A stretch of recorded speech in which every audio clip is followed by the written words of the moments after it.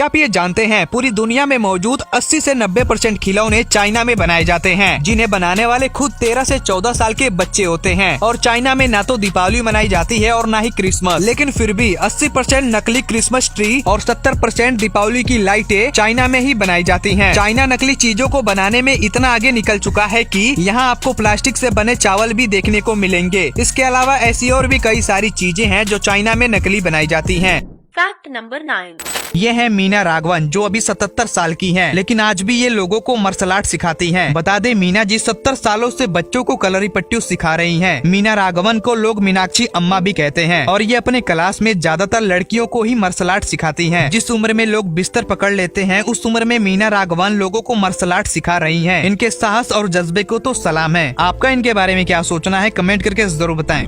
Fact number 8। जैसा कि शेरों को जंगल का राजा कहा जाता है, लेकिन शेर जंगलों से ज्यादा घास के मैदानों में रहना पसंद करते हैं और इनके दहाड़ को 8 किलोमीटर दूर से भी सुना जा सकता है। एक शेर को रोजाना करीब 8 किलो मांस की जरूरत होती है, जिसे खाने के बाद ये 22 घंटे लगातार सोते हैं। शेरों की बहादुरी और ताकत की बहुत मिसालें दी जाती हैं, लेकिन शेर हमेशा झुंड में शिकार करते हैं। उसमें भी शेरनियां सबसे ज्यादा शिकार करती हैं और दुनिया में शेरों की कुल आबादी का 70% हिस्सा भारत के पास है। Fact number 7।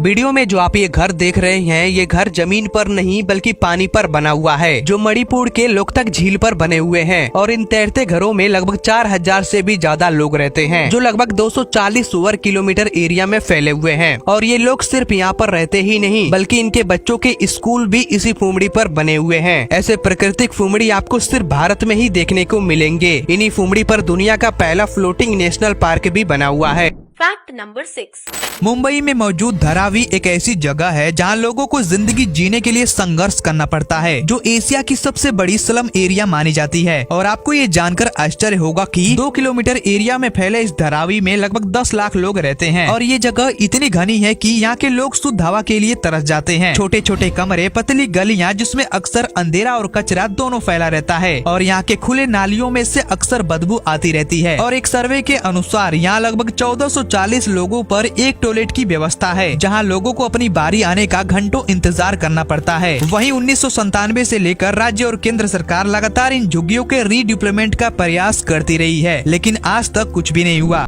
Fact number 5। America, जो अपने आप को सबसे पावरफुल मानता है, पर कैसे? क्योंकि अमेरिका के 38% डॉक्टर भारतीय हैं और यहाँ के 12% वैज्ञानिक भी भारतीय हैं। इसके अलावा नासा में काम करने वाले 36% वैज्ञानिक और माइक्रोसॉफ्ट के 34%, IBM के 28%, इंटेल के 17%, फेसबुक और गूगल के 25% इंजीनियर्स और कर्मचारी भी भारतीय हैं। और इन सब के अलावा और भी भारतीय अमेरिका में रहते हैं। और अगर ये सभी लोग भारत आ जाए तो अमेरिका की आधी ताकत खत्म हो सकती है।